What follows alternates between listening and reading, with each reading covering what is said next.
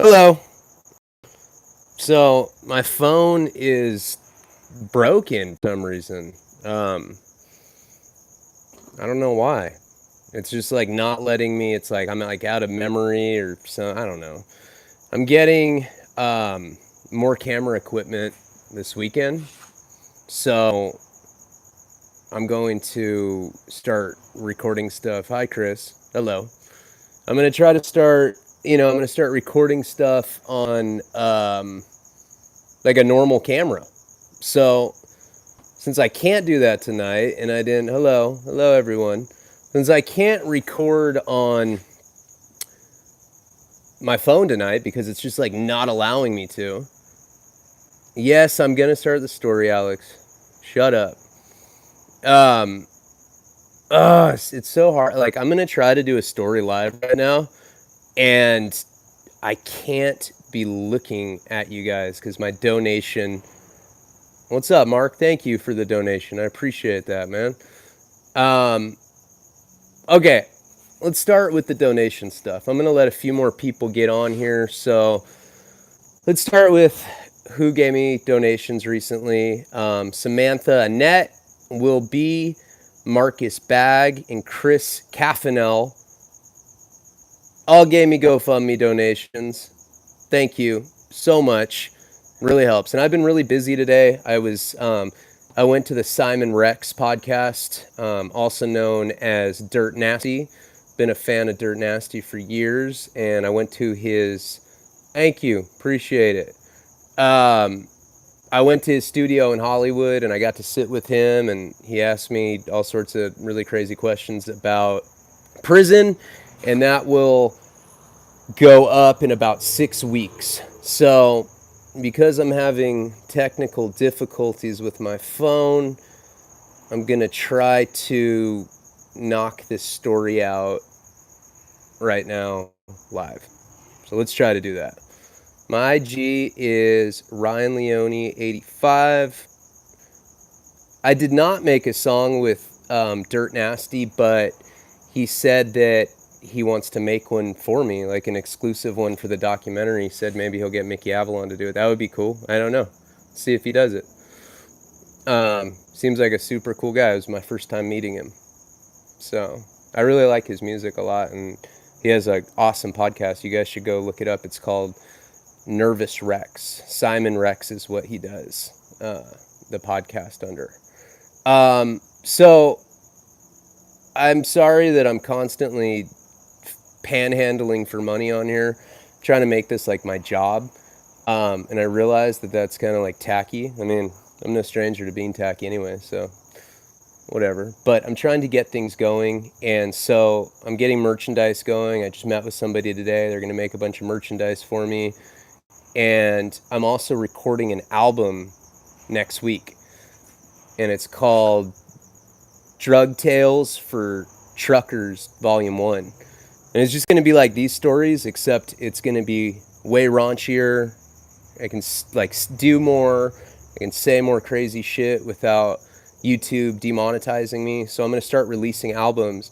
And anybody that has given me a GoFundMe up until this point, I'm going to send you guys an autographed CD for free. It's going to come out in probably the middle of November. And the next 20 people that send me GoFundMe money, I'll do that too. You can also give me a donation on here. Doesn't matter how small. I appreciate it, and that allows me to pursue these other projects. So if you've already done a GoFundMe, I need to get your mailing address. If you give me a donation on one of the live streams, then I'm going to get it all together, and I'm going to send you guys all a signed CD for free, and I appreciate it. So thank you for continuing to send the donations. Am I? No, I'm not familiar with BC weed hustle before legalization. I don't know what that means. Sounds good though. Okay. I need to stop like reading all these comments. So where we had left off last night, that Ricky Ricardo guy that I said like owned a bunch of grocery stores. I don't know if it was John's. That's just what I heard. I don't know if that's true, and I probably shouldn't be saying shit unless I know that it's actually factual. But that guy did own a chain of grocery stores, and he had beat. Thank you. Thank you for that, Mr. Gomez or Miss Gomez. What, Eunice? Did I say that right? Appreciate the donation. Um, I know that he had beat his case. He had gone to trial, and then he got re-indicted on murder charges because they found bones or like pieces of a body in the grocery store. And this really has nothing to do with my story, but that's just one of the weird, interesting people that I had met during my times in prison. That's somebody that had always left an impression on me, and I never really forgot him. And so anyway, so. And then I continue. And then I'm reading this. So here I go with the story. I'm just gonna look up. No eye contact. So I'm getting ready for sentencing now. Sentencing's coming up on October 5th. I got sentenced October 5th, 2009, and I'd already changed my plea to guilty. I changed my plea to guilty. And the way that it works after you change your plea is you have to have 3 recommendations. You have one from the U.S. Probation Department. You have one from the U.S. Attorney. U.S. Attorney is the same as like a district attorney on the state level. And then you have a recommendation from your attorney. So you have one from your attorney who's in favor of you. You have one from the U.S. Attorney who's the prosecutor. And then you have a recommendation from the Probation Department. And you have to go to a pre-sentencing report interview with the probation officer. So the one that I had was like this Asian lady. She was like probably my age.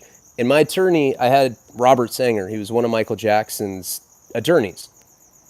And so it was like one of the top attorneys that you could get. And he told me, he said, listen, they're going to go over your entire life story right now. And they're going to write a pre-sentencing report because there's some factors that they consider mitigating. If you were sexually abused, if you're an orphan, if you came from like a drug addict or alcoholic family, thank you. Thank you for that donation. Thank you, Evo 1G X11C. Thank you. If you came from like a broken home, those are considered mitigating factors. And so you go over your life story, and then you also go over all the different police reports that you've ever had. And my attorney had warned me. He said, listen, they're only going to go over the charges. Like they'll read possession of marijuana, possession of heroin, possession of cocaine, under the influence, driving under the influence. They can go over the police reports, but he said that's going to go against you. You know, if you go into the actual police reports instead of just the charges, they can use that stuff against you. So I said, okay, fair enough. So we go over my life story, and I start at the beginning, and she's asking me all the obligatory questions.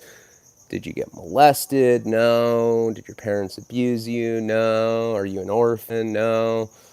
And anyway, I keep reading the fucking comments. Now I'm saying fuck, and the video's not going to get fucking monetized because of my fucking bad language. Okay, let me try to recenter. So she starts going over my life story, and the part that she found really interesting was when I talked about how I'd seen someone slit their wrist when I was at those programs for troubled adolescents.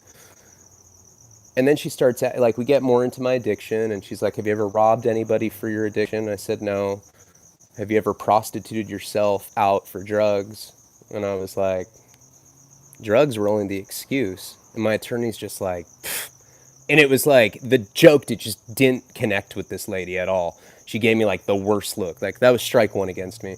I tried to like make a joke out of prostitution, and this lady was just not having it. So then we started going into the police reports, and I had like all these random, thank you, Ocean Dude, I appreciate that.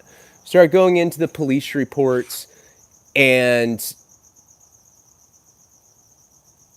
it's like I had a domestic violence when I was 18, but I didn't hit her. You know, domestics are really weird like that. It's like the girl's word against yours. We were fighting. I told that story in a previous video, so I had that. She asked me about it, and then we started going over some of the more like petty charges I've had. I've had a lot of disturbing the pieces, and we went over one where I was like, I think I was 19, and my friend was getting me into a nightclub because he knew the bouncer, and he said, I can get you into this nightclub. You just go in through the back door.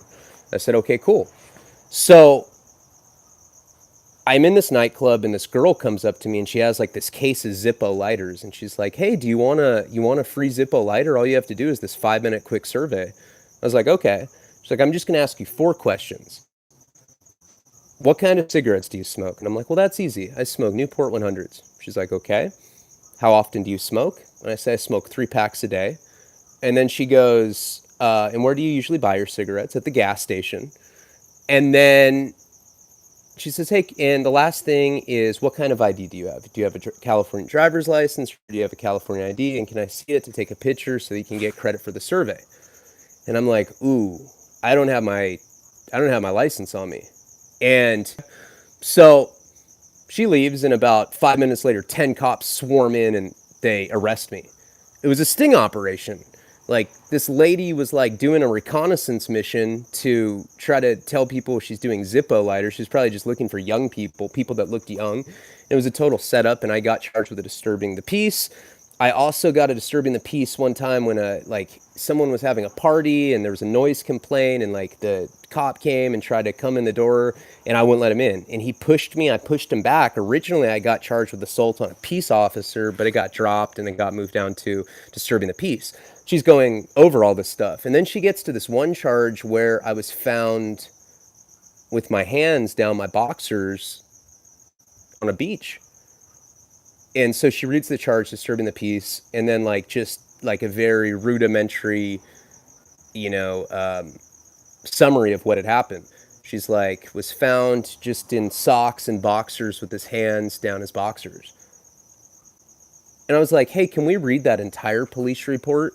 Because I had no idea what they were talking about. And my attorney's just like, dude, he's like making the motion. Shut up. You're going to get, like, you're just digging yourself a hole. So she reads this police report, and it says that the police were called because they saw some like weird guy walking around the beach, strange hour, middle of the night, just in boxers and socks. And by the time they found me, I was incoherent. I wasn't lucid. And they said, quote unquote, I appeared to be masturbating. And then they took me to jail for disturbing the peace in my boxers and socks. And I was like, oh my God, that's that night with Paul Harper that I took all those Xanax, and like, I had no idea that I was laying on some beach beating off. I mean, it checks out. I'm not denying that that's something that I would do if I was blacked out on Xanax. But that's what happened.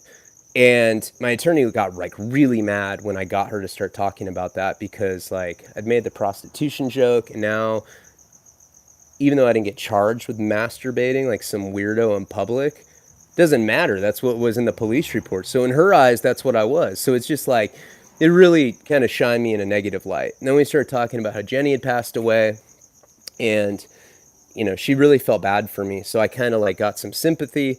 It's like a 3-hour process. And, then we were finished. And you don't get the results of what the recommendation is for like a month.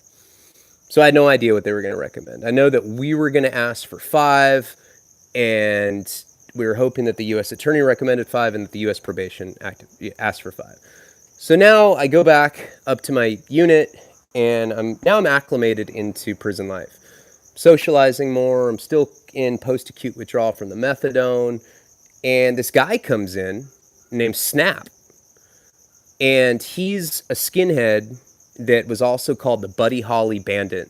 He was going around robbing banks in Orange County, and he had a shootout with the FBI, and they shot like a section, like part of his face came off, like he was missing a chin. Like, imagine just a mouth with no chin.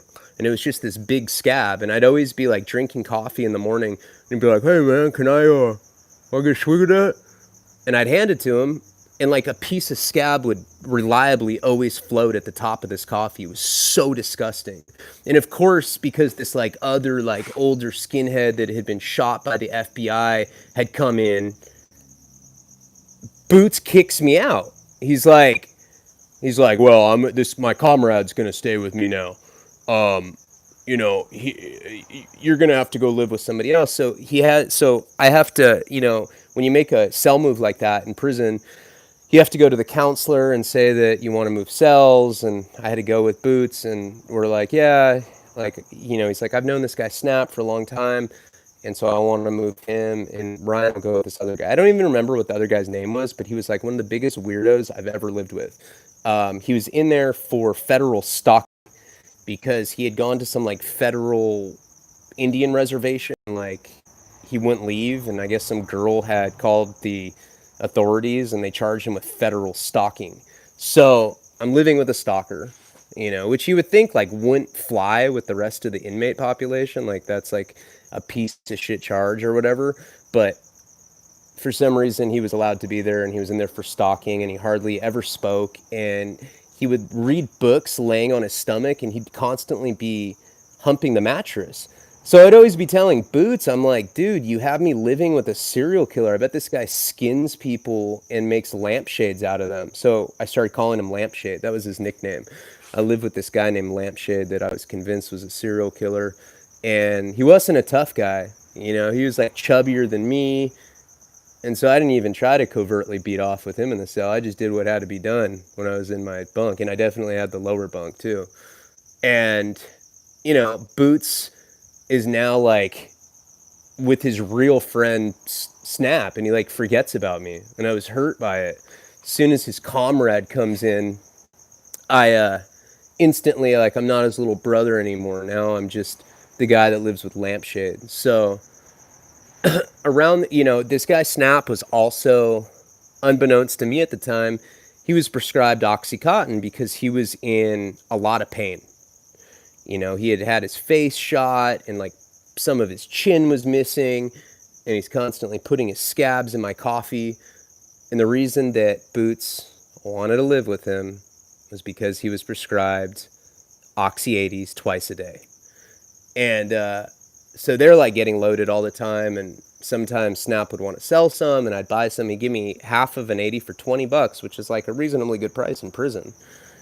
And so this begins like us kind of like dabbling with the oxys.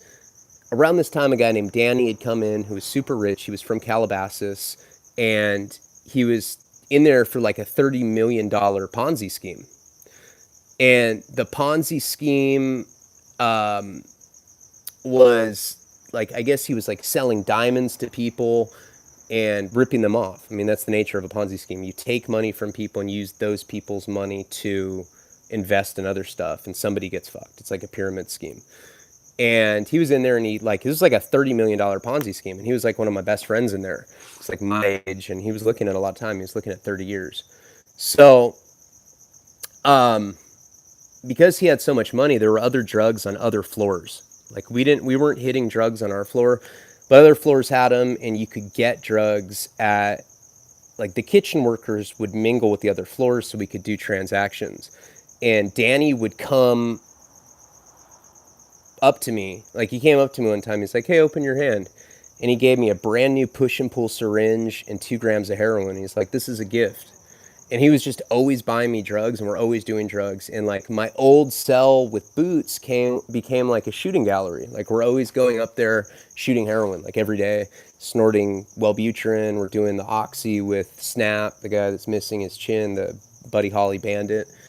And, like, we're starting to get strung out. And Danny's not always paying for it. I mean, it's getting to the point where I'm having to like call my parents and get money now. And like, so we're starting to dabble more into heroin. And around this time, the probation report comes back, and it says that they're recommending 60 to 72 months, which is good. 60 months is 5 years. So we're hoping that the U.S. attorney recommends 5, and then we recommend 5, and that's what I'll get. And, Boots is becoming more and more distant from me. So I start I start fucking with him. And I'll be like, hey, right in front of Snap, I'll be like, hey, Boots, I have a question. With the nature of California prison politics and how everything's racially segregated, let me ask you, how exactly does a butt fucking conga line work? I mean, is it like black on black, or like can whites do the butt fucking to the blacks, or can Mexicans fuck blacks? He'd be like, shut up, queer, and like, he'd get really pissed, and he'd like pump his chest out in front of Snap. He didn't want to look like he was having these weird hallucinatory fantasies about butt fucking conga lines, so he'd be like, I don't know what he's talking about. And Simon Rex and I were just talking today about homosexuality in prison. Because popular culture will make you believe that the butt fucking conga lines do exist and that people are just straight having sex in prison. And I've heard that in other parts of the country that this actually happens. Like I heard in Texas that people definitely like get raped and stuff. I never saw that in prison. Like one time I heard somebody screaming when I was in the hole, and I heard some like elderly black dude was getting raped by some like younger black dude, but that's the only time I've even heard about that.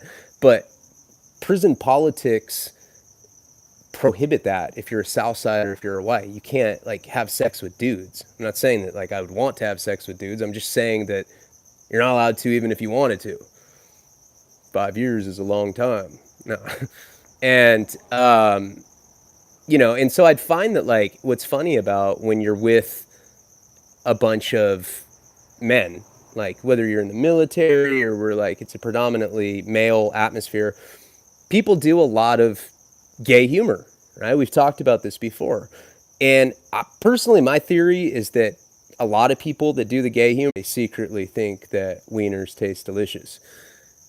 And because sometimes it doesn't even sound like they're joking. Like I remember this one time I was like drinking my morning coffee and I went up to this guy, his name was Steve, and this is like a guy that I've like never even really talked to before.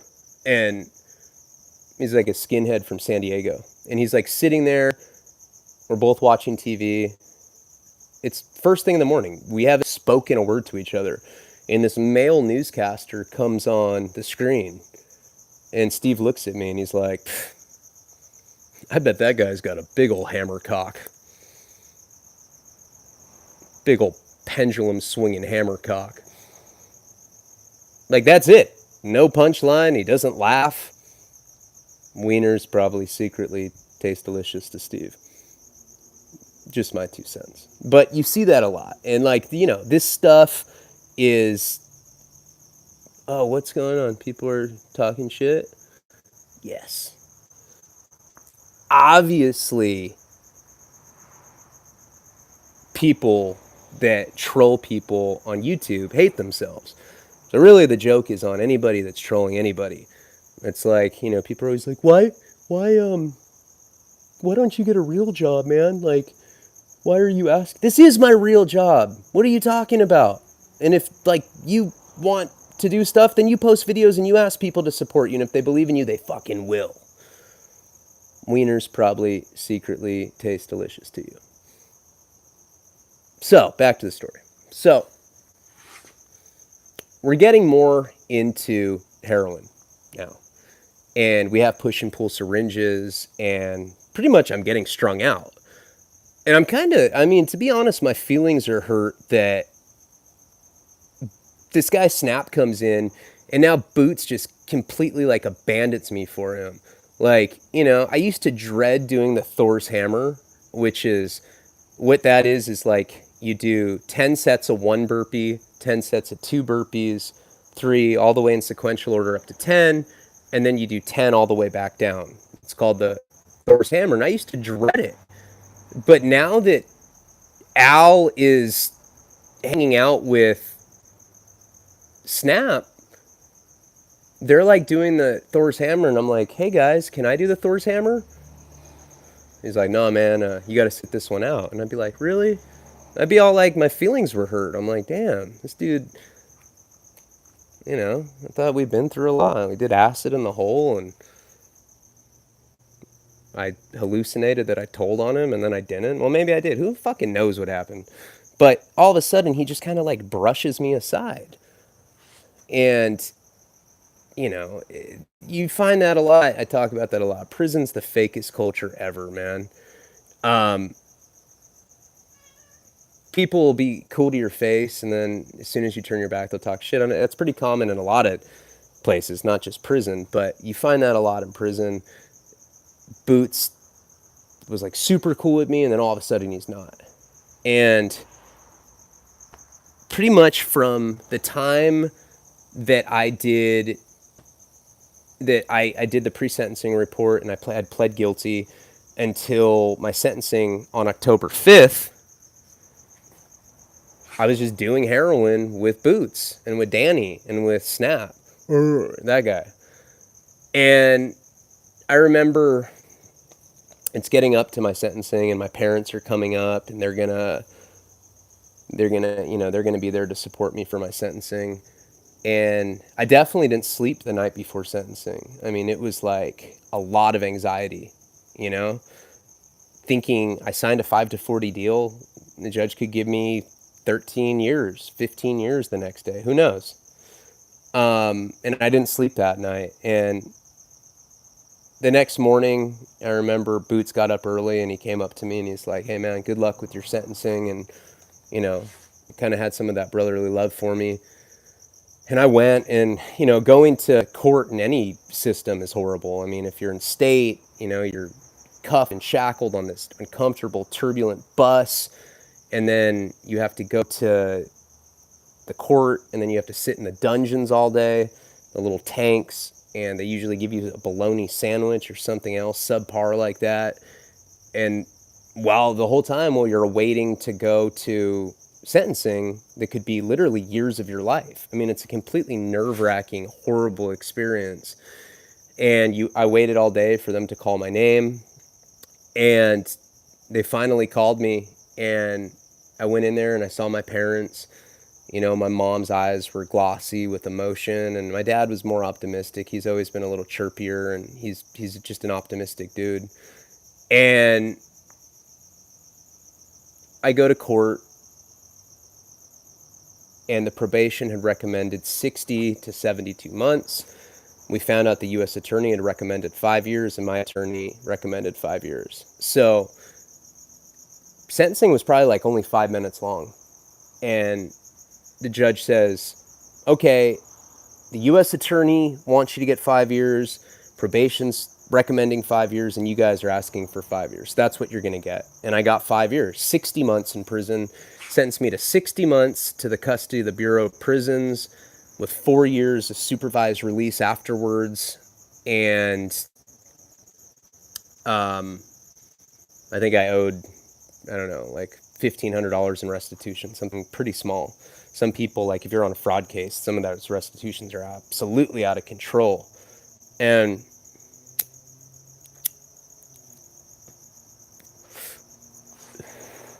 I remember looking back at my parents, and they kind of just like gave me the thumbs up when they gave me 5 years. And I was like really happy about it. I left all smiles, and the U.S. Marshal looked at me and he's like, "Hey man, like, why are you so happy that you just got sentenced to 5 years in federal prison?" And I said, "Because it could have been so much worse." And, at this point, it had all kind of become blasé. And someone said I inspired them to get clean. That's good. I'm happy for you. It's really hard for me to do stories live because I get so distracted with the comments. But, I promised that this weekend I'm going to get someone, a subscriber sent me a package with a camera and with equipment, and I'm going to start being able to do better videos. And I think I'm even going to edit them and put in like pictures when I'm talking about certain things.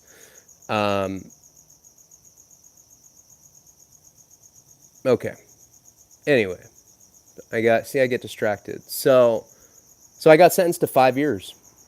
And at this point, Snap gets shipped off. He got shipped to like some medical center somewhere. And I get to move back in. I move out of Lampshade's cell, one of the biggest weirdos I've ever encountered in all the time that I've been in prison and jail anywhere. and I moved back in with Snap, or with Boots. And, Boots had been to federal prison before, and he was kind of breaking down like what the politics were, because I was scared. I didn't know what to expect. And he was telling me that I should definitely, because now we had like 5 or 6 push and pull syringes. This guy Danny had a bunch of money, so he was buying them from like diabetics. Any chance that we could get a push and pull syringe, we would get one. And Boots is like, look, the night, like when you're going to catch the chain, when they tell you that you're going to go to prison, I want you to get the syringes and put it in a bundle and like put it in plastic and wrap it up and keister it. And you want to bring this bundle of needles in your asshole to whatever federal prison you end up going to, because then you're the man. You brought a bunch of rigs to the prison and you're going to have a bunch of friends. As ridiculous as that sounds, that was always my plan, to bring like this bundle of syringes up my butthole. And he had come from Victorville. Victorville's a complex, and they have 2 medium security prisons in that complex. They also have a United States penitentiary. And like the USP is like the maximum security, but because these mediums are in the same complex, they're kind of run like the maximum security ones, same politics. So you don't want to go to a medium, and you don't want to go to a USP if you're going to go to Victorville. They called it Victimville because so many people got hurt at this place. I mean, really bad things have happened. Huge riots have broken out there. People get stabbed there all the time. It's just a really bad place to do time. And so that was kind of like the inside running joke, is Boots would always tell me, you're going to go to Victimville. You're going to go to Victimville. But my points weren't high enough. I mean, yeah, I'd been in trouble a little bit, but I didn't really have violence on my record. And I just had like that one fight, and everything's going good. Until one of the COs comes and shakes our cell down. And Boots had made a shank. He had made a shank out of some of the metals in the shower. And he took his mattress apart at the seam, and he like had a little stash spot where he could put the shank. So he puts this shank in his mattress, and it's like a pretty good spot to put one, because they don't shake the cells down that often, but this particular time they did. And he was looking at like real time. I mean, he was already on a serious case before that. He was looking at like a lot more time than I was, and I had just been sentenced to 5 years. So they took us out of the cell, and they questioned us one by one. And they questioned him first, and of course he said he didn't know about it, he had no idea. And then they questioned me, and they said, hey, we talked to Al, and he said that he didn't have any knowledge about this weapon, the knife that we found in the mattress. So we're just going to let you know, if you don't own up to the knife, we're going to charge both of you with it. And you don't want to get caught with a shank in prison. It's a big deal. You're going to go to the hole for a long time, and they're going to spike your points up. So if you weren't going to go to like a really bad, violent place before you get caught with a shank, getting caught with a knife pretty much ensures that you're going to go to some really bad place. So I took the blame for it. I mean, Boots had been good to me, and he'd got me out of some bad situations, and I didn't want to see him get screwed over because he was looking at real time. So I took the blame. I told the cop, I said, yeah, it's mine. And he said, okay, put your hands behind your back. So I put my hands behind my back, he cuffs me, and he takes me to the hole. Once again, now this is like my 3rd time in the hole in like a month. And same thing. Now, I didn't have a cellie this time. I'm by myself. And they're telling me that because of the size of it, it was bigger than my hand. So it was like bigger than my hand, the actual knife, like not the handle, the actual blade part of it was bigger than my hand. And they told me that it was going to be an FBI referral because of the size of the weapon, and that I could catch 2 to 3 more years in federal prison because I had admitted to it. And I admitted to it just to try to help him. because I'd already been sentenced, and I didn't think that I could actually get charged with anything like an outside charge like that.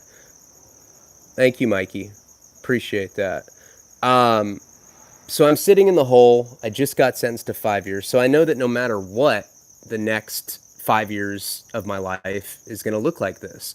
Now, they give you a drug program in prison. You take it like actually at a facility. Some federal prisons have a drug program, and if it's 9 months long, you take it while you're doing time, and they take a year off of your sentence. And that, with good time, they also take about 54 days off each year. So for 5 years, they take 54 days off. You end up serving about 4 of your time. With the drug program, taking off another year, it goes down to 3 years. So on 5 years, the best that you can do if you take the drug program is 3 years. And so that's what I had in my mind, that I was going to do 3 years. I'd already been in prison for about 6 months at this point. So I'm like, all right, I got about 2.5 more years of this. I can do it. And it's really funny. Like, if you've never done time and you get like an actual real sentence, like, I consider anything over like a year a real sentence, you know. You get to this, like, you look at this, you get to this point of surrender and acceptance where you just aren't even, you're like not even upset anymore that you're doing the time. It is so fucking hard for me to concentrate with the comments. And I really apologize, because I think I could have done a much better story what's up, Jeff? If I wasn't looking at all the comments. My ADD is just out of control. So, I do roll my own cigarettes because I'm poor. Send me a donation, Kobe. So, I will say this. It is okay to have a small dick if you have a bomb personality. Send me a GoFundMe. I love you all. Good night.